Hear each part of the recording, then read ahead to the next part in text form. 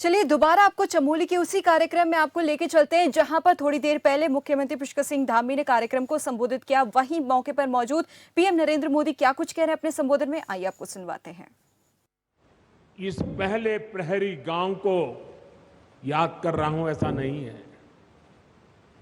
आज से 25 साल पहले जब मैं उत्तराखंड में भारतीय जनता पार्टी के एक कार्यकर्ता के रूप में काम करता था, न कोई मुझे ज्यादा जानता था, न मेरा उस प्रकार का कोई पब्लिक लाइफ था।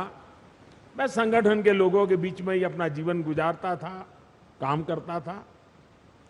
और उस समय माणा में मैंने उत्तराखंड भाजपा की कार्य समिति की मीटिंग बुलाई थी। तो मेरे उत्तराखंड के सारे कार्यकर्ता मेरे से बहुत उस समय नाराज थे, प्रश्न पूछते रहे, साहब इतना दूर कितनी मेहनत से जाना पड़ेगा, कितना समय जाएगा। मैंने कहा भाई, जिस दिन उत्तराखंड बीजेपी के दिल में माणा का महत्व पक्का हो जाएगा ना, उत्तराखंड की जनता के दिल में भाजपा के लिए महत्व बन जाएगा। और उसी का परिणाम ये माणा गांव की मिट्टी की ताकत है। ये माणा गांव के मेरे भाइयों बहनों का आदेश है, आशीर्वाद है कि आज लगातार आपके आशीर्वाद बने रहते हैं। और मैं तो उत्तराखंड में नई सरकार बनने के बाद सार्वजनिक कार्यक्रम में पहली बार बोल रहा हूं। तो मैं आज जब यहां आया हूं और माणा की धरती से मैं पूरे उत्तराखंड के भाई बहनों को, हम सबको दोबारा सेवा करने का मौका दिया है, इसलिए हृदय से आभार व्यक्त करता हूं।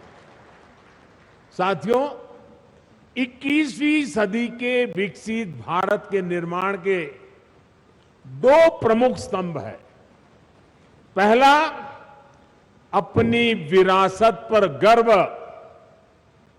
और दूसरा, विकास के लिए हर संभव प्रयास। आज उत्तराखंड इन दोनों ही स्तंभों को मजबूत कर रहा है। आज सुबह मैंने बाबा केदार की और बाद में बद्रीनाथ विशाल के चरणों में जाके प्रार्थना की, और साथ साथ, क्योंकि परमात्मा ने मुझे जो काम दिया है वो भी मुझे करना होता है, और मेरे लिए तो देश के 130 करोड़ की जनता वो भी परमात्मा का रूप है। और इसलिए मैंने विकास कार्यों की भी समीक्षा की। और अब आपके बीच आकर मुझे 2 रोपवे प्रोजेक्ट के शिलान्यास का सौभाग्य मिला है। इससे केदारनाथ जी और गुरुद्वारा हेमकुंड साहब के दर्शन करना और आसान हो जाएगा। गुरु ग्रंथ साहब की हम पर कृपा बनी रहे, सभी पूज्य गुरुओं पे हम पर कृपा बनी रहे कि ऐसा पवित्र कार्य करने का गुरुओं के आशीर्वाद से हमें अवसर मिला है। बाबा केदार के आशीर्वाद बने रहे। और आप कल्पना कर सकते हैं, ये रोपवे ने खंभे, तार, अंदर बैठने के लिए कार, इतना मात्र नहीं है। ये रोपवे तेज गति से आपको बाबा के पास ले जाएगा, इतना नहीं है। इसके होने से, इस पे काम करने वाले लोगों से आप कल्पना नहीं कर सकते हैं मेरे देश के 130 करोड़ देशवासियों के आशीर्वाद उन पर बरसने वाले हैं। हेमकुंड साहब पे दुनिया भर में गुरु ग्रंथ साहब की पवित्र पूजा करने वाले जितने भी मेरे भाई बहन हैं, आज हमें आशीर्वाद बरसाते होंगे कि आज हेमकुंड साहब तक का ये रोपवे बन रहा है। आप कल्पना नहीं कर सकते इसकी ताकत क्या है। अब देखना, आज यूके हो, जर्मनी हो, कनाडा हो, वहां पर उत्सव मनाया जाएगा, क्योंकि अब हेमकुंड साहब तक जाने का रोपवे बन जाएगा। और समय तो बचेगा, भक्ति में मन और ज्यादा लगेगा। विकास के इन सभी प्रोजेक्ट्स के लिए उत्तराखंड को और देश विदेश के हर आस्थावान श्रद्धालु को मैं आज बहुत बहुत बधाई देता हूं।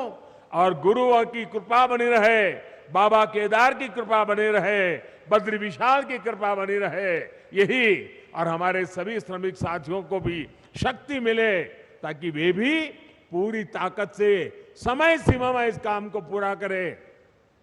और हम प्रार्थना करें, हर बार प्रार्थना करें, क्योंकि ये बहुत कठिन इलाका है, यहां काम करना कठिन होता है, हवाएं तेज चलती हैं और इतनी ऊंचाई पे जाके काम करना होता है।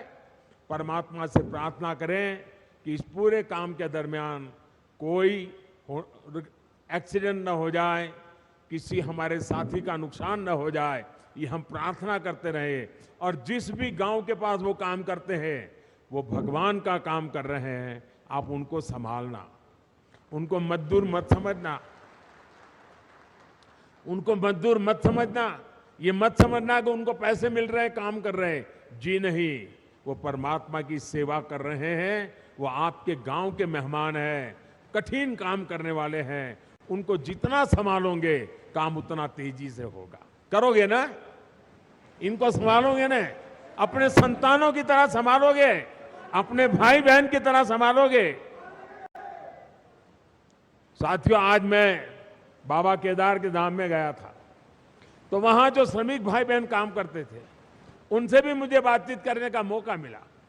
जो इंजीनियर लोग हैं, उनके भी साथ बात करने का मौका मिला। मुझे इतना अच्छा लगा। और वो कह रहे थे कि हम कोई रोड का या इमारत का काम नहीं कर रहे हैं, हम तो बाबा के पूजा कर रहे हैं, बाबा की पूजा कर रहे हैं, और ये हमारा पूजा करने का तरीका है। साथियों, देश की आजादी के 75 साल पूरे होने पर मैंने लाल किले से एक आह्वान किया है। ये आह्वान है गुलामी की मानसिकता से पूरी तरह मुक्ति का। आजादी के इतने वर्षों के बाद आखिरकार मुझे ये क्यों कहना पड़ा, क्या जरूरत पड़ी ये कहने की? ऐसा इसलिए क्योंकि हमारे देश को गुलामी की मानसिकता ने ऐसा जकड़ा हुआ है कि प्रगति का हर कार्य कुछ लोगों को अपराध की तरह लगता है। या तो गुलामी के तराजू से प्रगति के काम को तोला जाता है।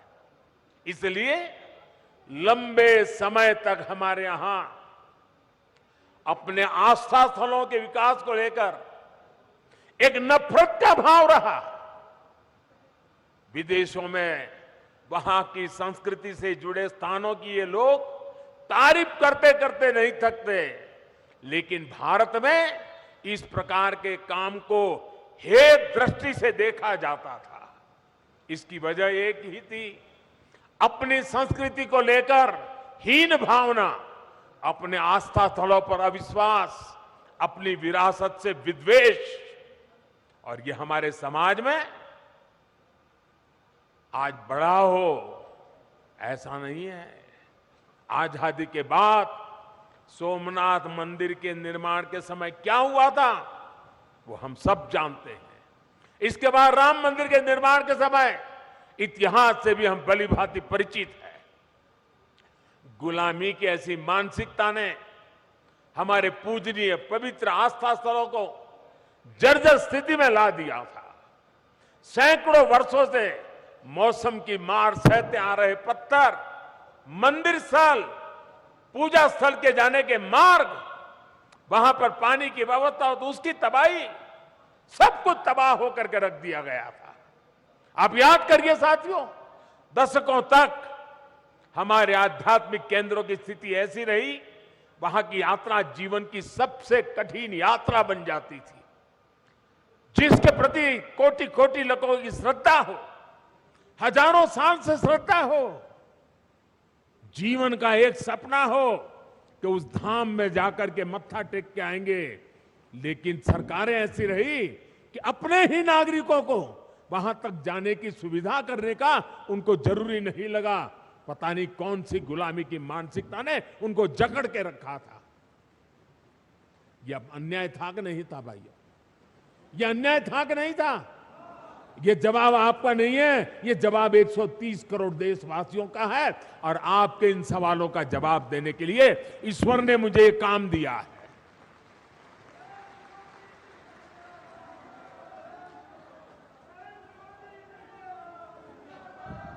भाइयों बहनों, इस उपेक्षा में लाखों करोड़ों जन भावनाओं के अपमान का भाव छिपा था। इसके पीछे पिछली सरकारों का निहित स्वार्थ था। लेकिन भाइयों और बहनों, ये लोग हजारों वर्ष पुरानी हमारी संस्कृति की शक्ति को समझ नहीं पाए। वो ये भूल गए कि आस्था के केंद्र सिर्फ एक ढांचा नहीं, बल्कि हमारे लिए ये प्राण शक्ति है, प्राण वायु की तरह है। तो प्रधानमंत्री नरेंद्र मोदी ने अपने संबोधन में कहा कि माड़ा गांव के लोगों का आशीर्वाद है। मैं उत्तराखंड में पहली बार बीजेपी की सत्ता आने के बाद जनसभा को संबोधित कर रहा हूं। आज उत्तराखंड दोनों स्तंभों का मजबूत रहा है। मेरे लिए देश की जनता परमात्मा का रूप है। मैंने विकास कार्यों की समीक्षा की है। इसके अलावा उन्होंने कहा कि पहाड़ों में काम करना बेहद कठिन है। इस रोपवे का विदेशों तक मनाया जाएगा जश्न। तो ये तमाम बातें प्रधानमंत्री नरेंद्र मोदी ने अपने संबोधन में कही।